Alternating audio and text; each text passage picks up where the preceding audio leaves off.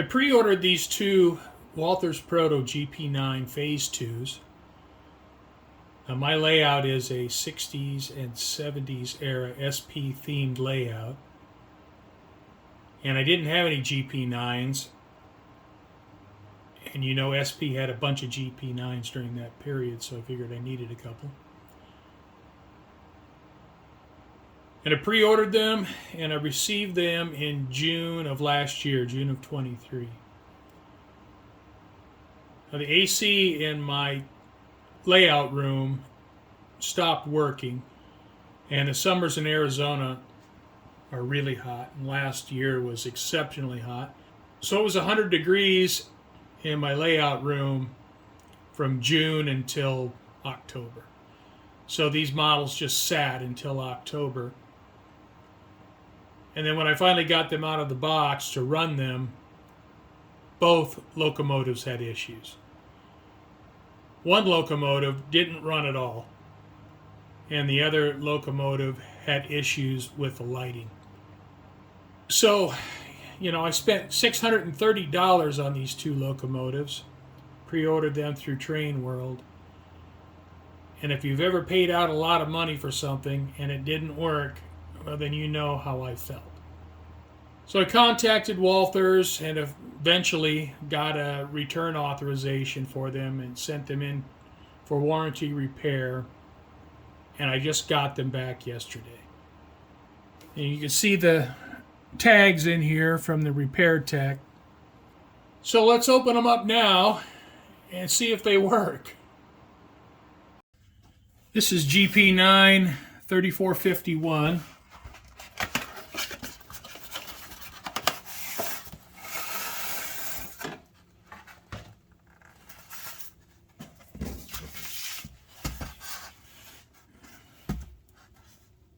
And here's the notes.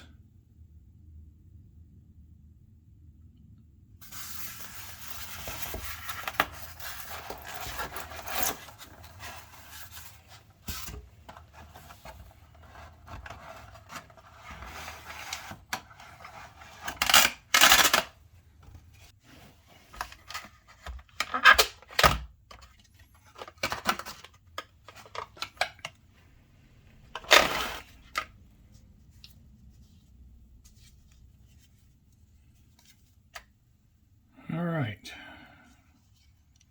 get this out.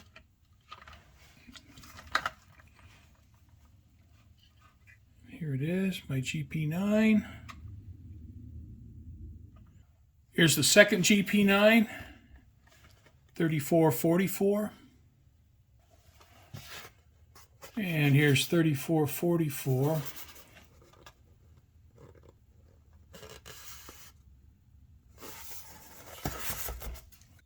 Both locomotives are set at default address 3. You can see they both run.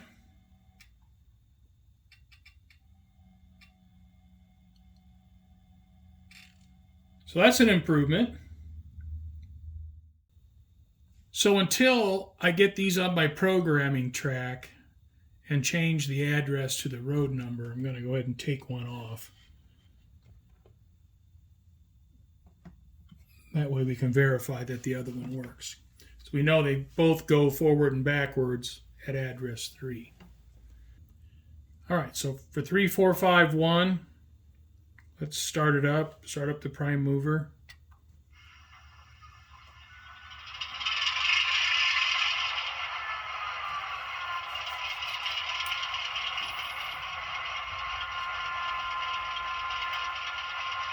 Check the headlight. Headlight works. Check the bell. Bell works. Horn.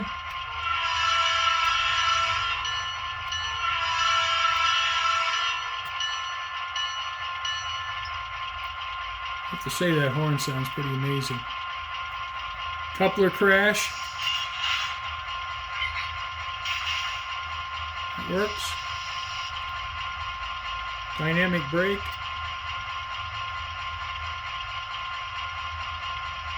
I don't hear a dynamic brake. It should have a dynamic brake. I don't hear it. Warning light. Got that.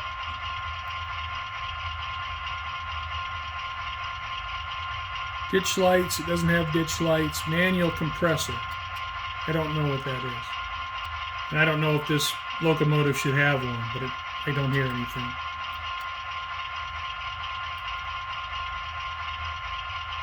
And auxiliary light.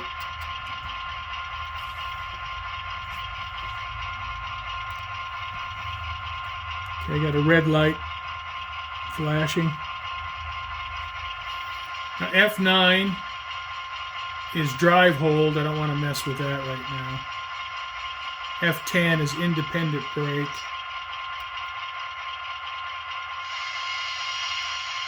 Although when I press the F10 independent brake, I get that air sound. Turn off the engine.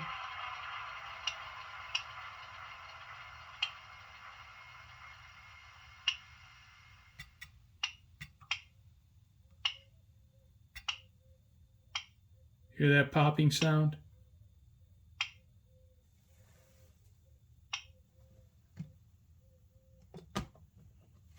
So it makes that popping noise until I pull it up off the track. But at least it runs, and it looks like the functions work. All right, I have 3444 on the track now. So I'm going to go through the same process. Start up the engine.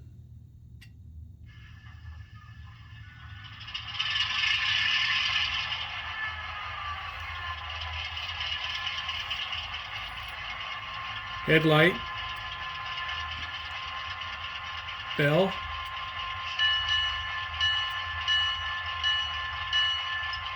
Bell works. Horn.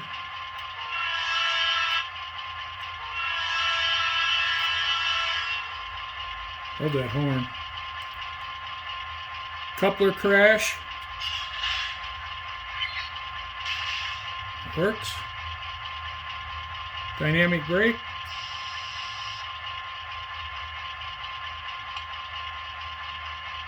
I don't hear anything. Warning light. Got that. Ditch lights. Turn on the number boards. I'm looking at my DCC function mapping here. It says F6 is ditch lights, but turns on the number boards, so that's good. Manual compressor. I don't know what that is. I don't hear anything. F11 is auxiliary light.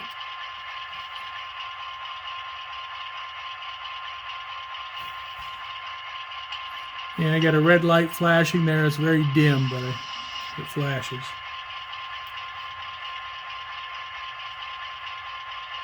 F10 is independent brake.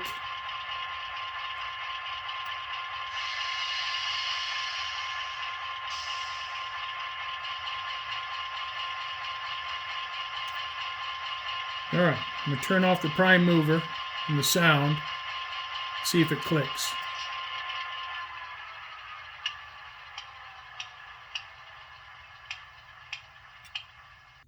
It just keeps on clicking.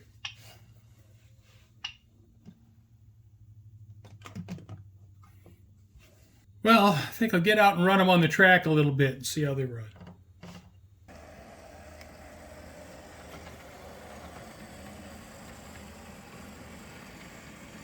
The 3444 is very quiet. Very quiet runner.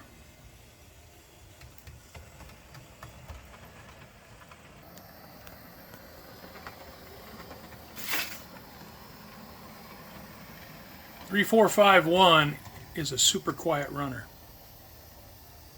just like 3444.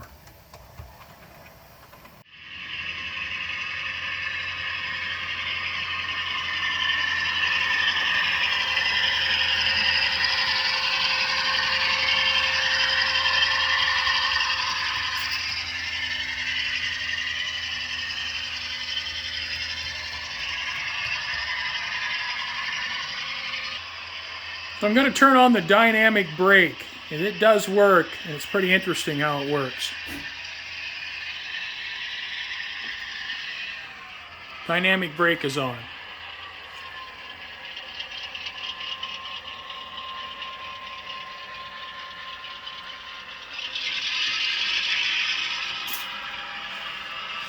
I did not change any throttle settings.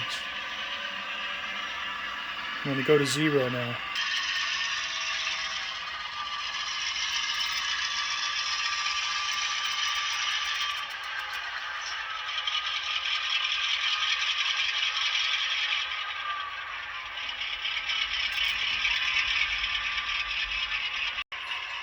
I'm going to turn the throttle up.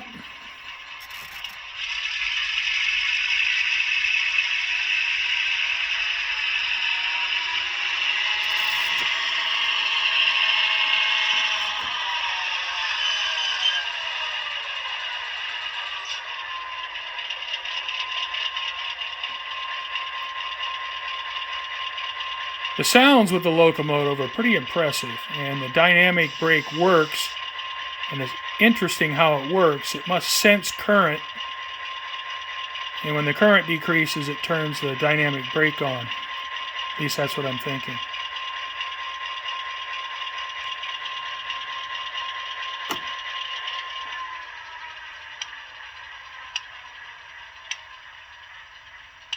So other than this annoying clicking, seems to be working pretty well. Looking at the models, they seem to be pretty well done. You know, they have the SP light package, which is pretty important.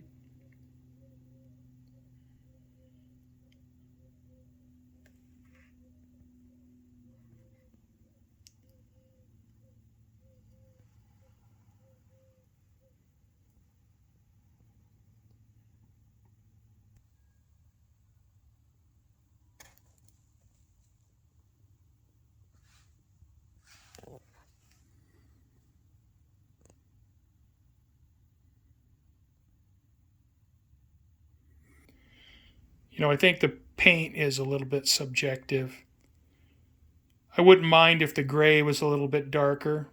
I wouldn't mind if the white lettering was a little bit brighter.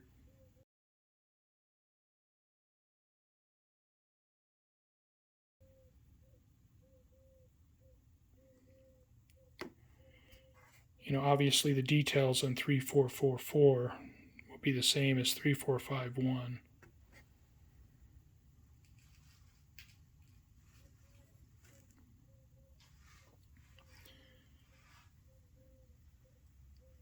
I have more Walthers Proto locomotives in my collection than any other brand.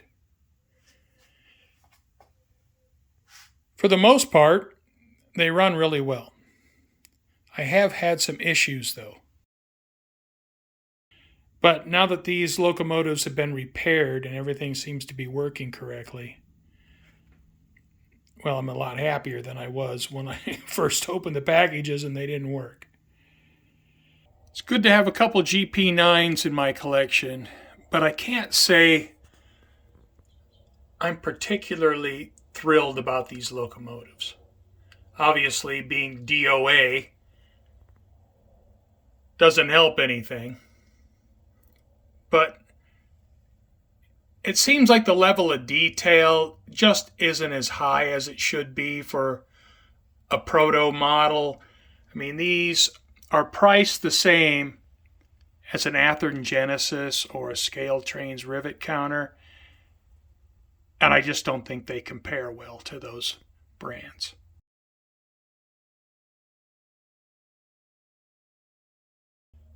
So I'm not in love with these locomotives. I just don't feel like they're just good enough for what Walthers charges for these locomotives. You know, these are $300 locomotives, and they just don't compete well with other locomotives in that price range. I feel like the colors are off, the gray is off, the white isn't right.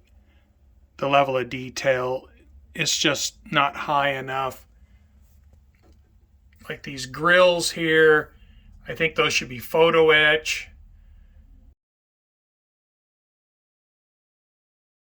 I'm not in love with these locomotives. And I don't think I'll be buying any more Walthers Proto locomotives for a while.